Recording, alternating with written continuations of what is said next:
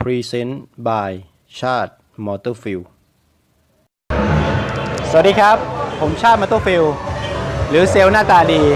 วันนี้จะมาบอกเทคนิคดีๆในการใช้เจ็ตสกีซีดูให้มีความสะดวกสบายมากยิ่งขึ้นจะเป็นอะไรนั้นติดตามชมครับ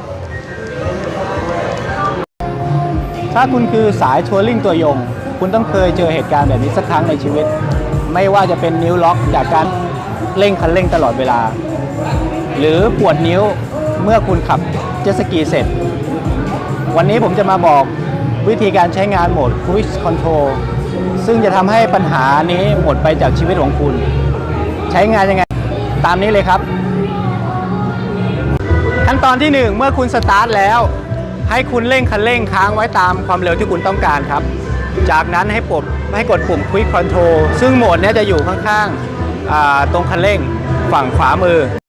หลังจากที่คุณกดปุ่ม Cruise Control แล้วความเร็วมันจะล็อกอยู่ที่ประมาณที่คุณตั้งไว้ครับ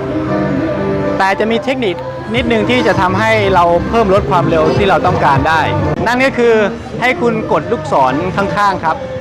ขึ้นก็คือความเร็วจะขึ้นถ้ากดลงก็คือความเร็วจะลดลงการกดแต่ละครั้งจะเพิ่มลดทีละ1ไมล์นะครับและนั่นก็คือการใช้ปุ่ม Cruise Control ครับส่วนงานที่คุณเห็นข้างๆผมนี่ก็คืองาน Jet Ski World Cup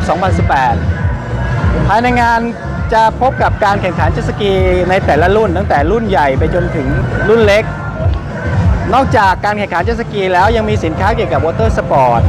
อาทิเช่นพวกเสื้อผ้าอุปกรณ์กีฬา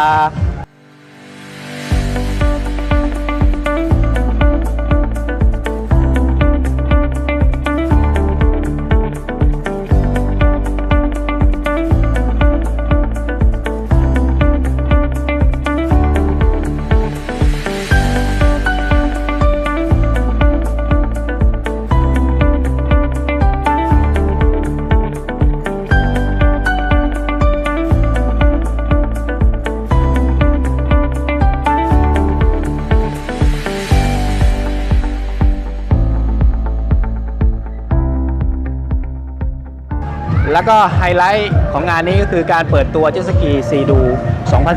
2019 เช่นรุ่น RXTX 300 2019 แล้วก็ที่ตอนนี้เป็นกระแสอยู่เลยก็จะเป็นรุ่น Fish Pro ก็มาเปิดตัวภายในงานนี้ด้วยครับแล้วก็จะมีอีกอย่างคือ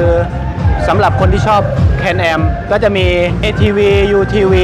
มาโชว์ภายในงานครับงานนี้ต้องบอกว่าไม่ควรพลาดด้วยประการใดๆทั้งปวงติดตามความรู้และกิจกรรมดีๆแบบนี้ได้ทาง YouTube Channel นะครับจะเอากิจกรรมและความรู้ดีๆมาฝากประจำสำหรับวันนี้ขอตัวลาไปก่อน